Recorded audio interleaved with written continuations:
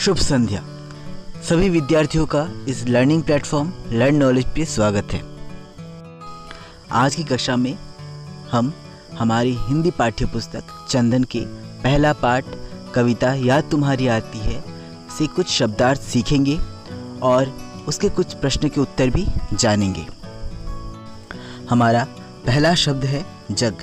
जग यानी कि संसार यानी कि दुनिया।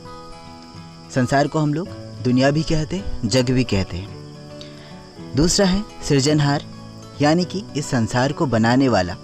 ईश्वर को हम लोग कहते हैं सृजनहार, निर्माण करता।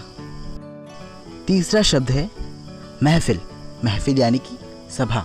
जब कोई लोग एक साथ मिलते हैं, कुछ काम करते हैं, तो हम उसे कहते हैं महफिल सजा है, यानी कि कोई सभा बनी हुई है वहाँ पे। अगला शब्द है शान यानी कि शौक। हमारे बहुत सारे शौक होते हैं, जैसे कि किसी को पेंटिंग पसंद होता है, किसी को और कुछ पसंद होता है, किसी को बाइक चलाना पसंद होता है, और वो लोग अपने शौक से चलाते हैं, यानी कि शान से चलाते हैं। अगला शब्द है चांदनी। चांदनी यानी कि चंद्रमा की प्रकाश, यानी कि चांद की रोशनी, उसी को हम कहते हैं चांदनी। आगे बढ़ते हैं पाठ ज्ञान की ओर। पाठ ज्ञान में हमारा जो पहला प्रश्न है वो है कवि ने प्रकृति की सुंदरता किस रूप में व्यक्त की है। कविता से हमें यह मालूम हुआ कि कवि हर जगह हवा, तारे, चांद, बादल, हर जगह ईश्वर को देखता है। तो इसका उत्तर यह होगा कवि ने प्रकृति की सुंदरता को ईश्वर के रूप में व्यक्त की है। दूसरा प्रश्न, रात का समय कब सुंदर लगता है। हमें रात का समय कब सुंदर लगता है? जब आसमान में सारे तारे निकल आते हों। तो इसका उत्तर ये होगा कि जब आसमान में तारे निकल आते हैं तब रात का समय सुंदर लगता है।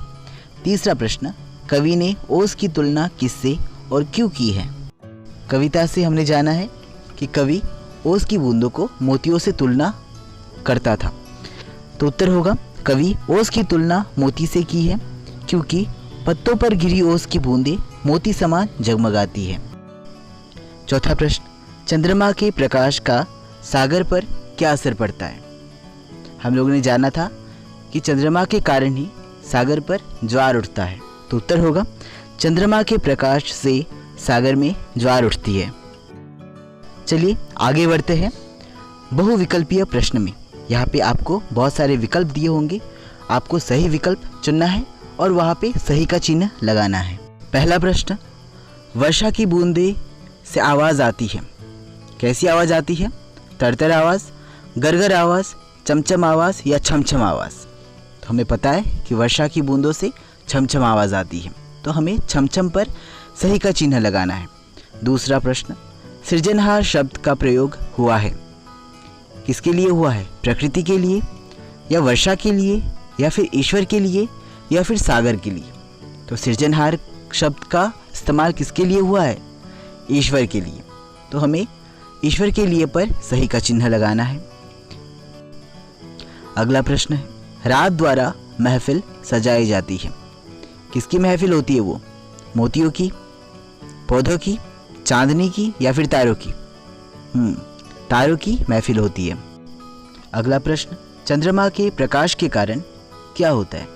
समुद्र में ज्वार उठता है, या फिर समुद्र का आकार बढ़ जाता है, या फिर नदियाँ बहती है, या फिर झरने बहते हैं?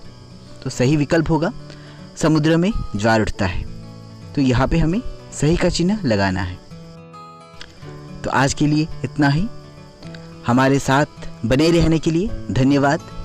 सभी को मेरी तरफ से शुभकामनाएं। जाने से पहले आज का विचार, उसी शब्द से जीवन की शुरुआत होती है, उसी शब्द में हमारी दुनिया समाई होती है। वो शब्द और कुछ नहीं, बस माँ है। तो सभी अपनी अपनी माँ को ढेर सारा प्यार और सम्मान दीजिएगा। मिलते हैं अगली कक्षा में, तब तक के लिए अलविदा।